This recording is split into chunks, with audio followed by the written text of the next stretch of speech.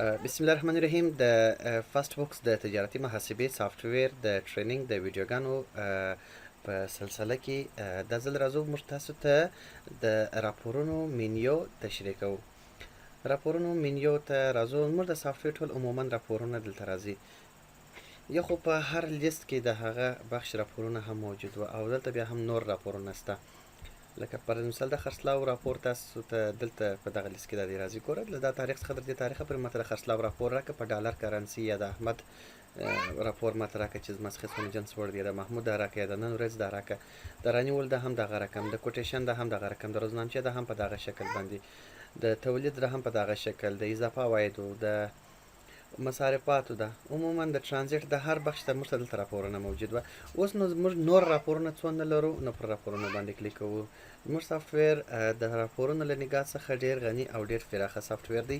نو راځمه دلته موږ په راپورونو په لیست کې یو د حسابداري راپورونه لرو، د کاتو راپورونه لرو او عمومي راپورونه لرو. د حسابداري د راپورونو په کالم یا په بخش کې موږ اول لرو مایکرو بیلانس شیټ. مایکرو بیلانس شیټ باندې کلیک کوو، دی موږ ته یو کوچنی بیلانس شیټ راته راباسي. پر ده باندې کلیک کوو. دلته موږ غواړو چې د ډالرو دا راکړه، یا د افغاني یا د کالدارو ده. ښه، په مایکرو بیلانس شیټ کې موږ کرنټ سټاک یا اوسنۍ موجودي زموږ سټاک یا په اجناس موږ د څو پیسو د اوسپیلن لرو. د دغه ډالرو موږ اوسپیلن جنس لرو، د 25,163 ډالرو جنس اوس لرو.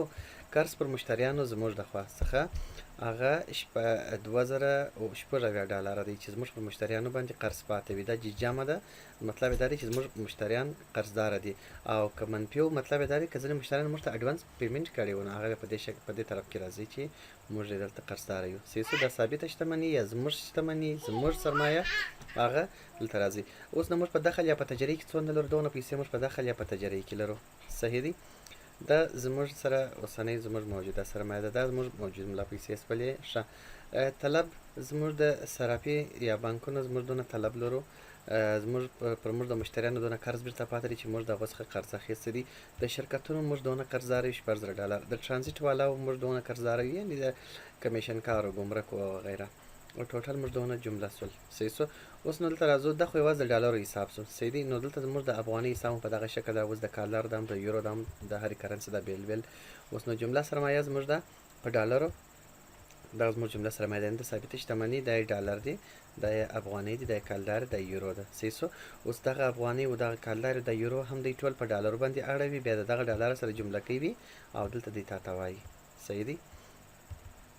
اوس په د بل طرف کې بیا موږ چې لرو جمله قرض، په دغه ترتیب باندې موږ لرو. صحیح دی؟ دا زموږ ډالر دی، دا مو افغانۍ دی، دا مو کالدار دی چې دلته بیا موږ بیرته ورته کېږو 15 لکه کالدارې، او دغه هم یورو ده، دا په موږ باندې قرض پاته دی. صحیح دی؟ او جمله په ډالر باندې زموږ دونه حساب دی. دا قرض په کالدار کې ولې موږ باقیان یو، دلته به ورته کالداري انتخاب کړو او په پلټنه باندې به کلیک وکړو چې موږ ته حساب راکړي. موږ په کالداري کې د مشتریانو څخه قرضداره یو. ګوره 15 لکه کالدارې موږ قرضداري د مشتریانو څخه موږ پور اخیستی دی، نه دا په دې طرف کې راغلی دی ځکه موږ یې قرضداره یو. ښه، صافي سرمایه مو دغونه کېږي.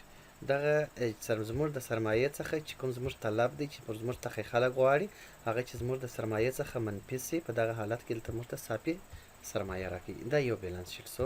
راځمه موږ بل بیلانس شیټ لرو عمومي، د زموږ عمومي بیلانس شیټ دی. دلته نو موږ ته په لیستونو کې هم راکوي. په بانک یا په صرافۍ کې زموږ 9,000 ډالره بیلانس پروت دی. کلیک پر کومه. په میوند بانک کې 15,000 ډالره دی، په احمدي صرافي کې موږ 0، په عزیزي بانک کې موږ 4,000 ډالر لرو. نو جمله زموږ د 9,000 ډالره سولې. نقده موږ 190 ډالر لرو. په کوم دخل کې؟ په یوه دخل کې موږ لرو 190 ډالره. موږ خو کولی شو چې 2-3 دخلونه جوړ کړو، د عیار منیو د کاتې د داریاوه. پر مشتریانو باندې زموږ فرض مثال 2,000 ډالر پاتې دي. څوک دي؟ حاجي احمد الله دی. که چیرې نور مشتریان وي، ستاسو 50-60 مشتریان وي، نو په دې لیست کې ټول راځي. دغه رقم د شرکتونو ده، دغه رقم د مصرفونو ده، د سرمایې ده، دا هر بیلانس موږ دلته کتلی سو. دا یوازې د ډالر حساب. صحیح دی؟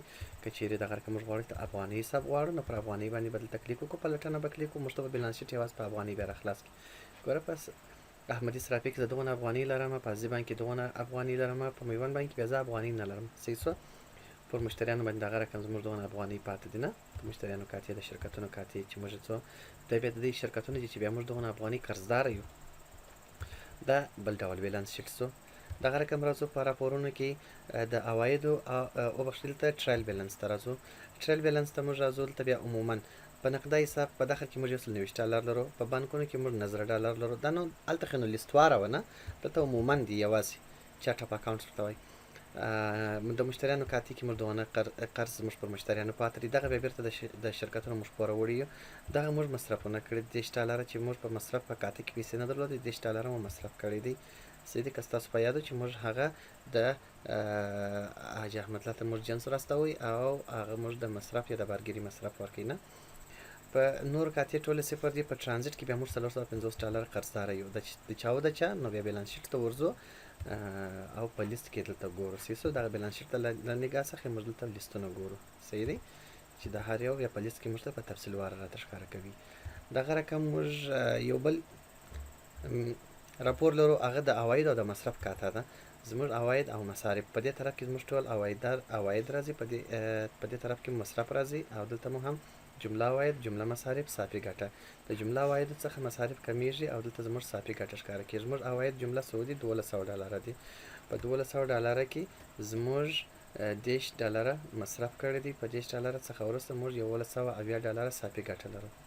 صحیح دی. دا زموږ عواید شول. دغه تر څنګ دره موږ کولی شو چې په ډالر، په افغانۍ، په هر کرنسي کې بیل بیل وګورو.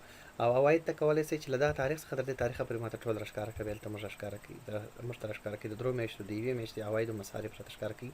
انکم سټیټمنټ ورته وایي. صحیح دی. په دې طرف کې زموږ عواید دي یا انکم دی، په دې طرف کې زموږ ایکسپنس دی یا مصرف دی.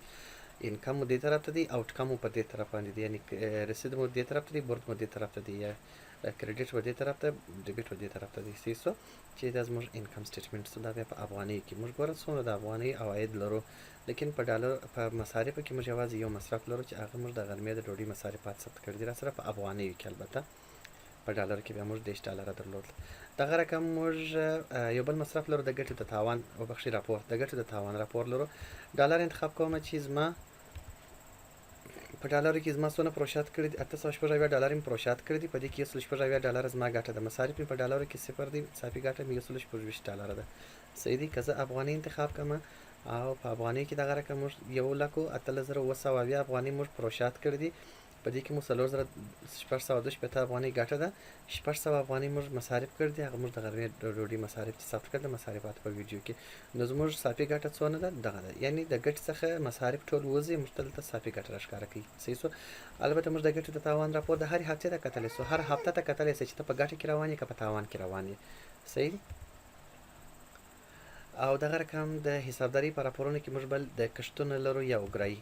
د جمعې د شپې لپاره موږ دلته کښتونه باندې کلیک کوو. موږ نو دلته ټول مشتریان راځي، که 100 مشتریان یې که 1000 وي، دا چاپوو او هغه چې کښتونه راټولوي هغه ته دا ورقه په لاس ورکوو، ورته وایي چې دغه زموږ مشتریان دي، پر دغو نفرو باندې زموږ کښتونه پاته دي. صحیح. دا چاپوو او هغه بیا کښتونه راټولوي.